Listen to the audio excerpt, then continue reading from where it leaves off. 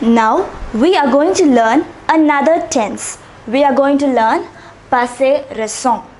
Do you remember the tense that we learned previously? It was passé composé. And what was the rule for passé composé? Does anyone remember? It is subject plus avoir or être in the present tense plus past participle. So this was the rule for passé composé. Passé composé is past tense. We wrote the subject as it is, followed by the avoir or être conjugation in the present tense, followed by the past participle of the verb. Now we are going to learn passé récent, that is the recent past. So this also has one simple rule. So here we use venir. Venir in the present. So venir conjugated in the present plus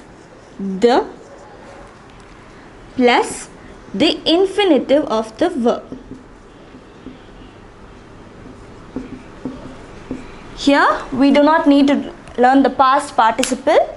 This is the simple rule. Venir, you know the conjugation for venir. Venir means to come. So shall we write that conjugation once again?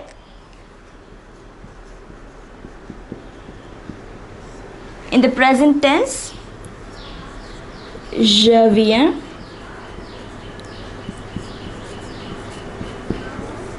tu viens,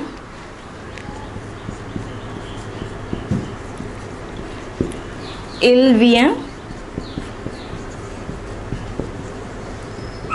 elle vient,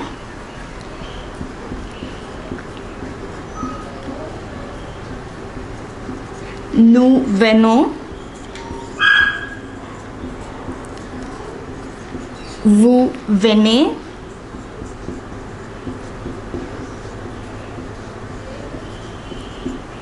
il vient,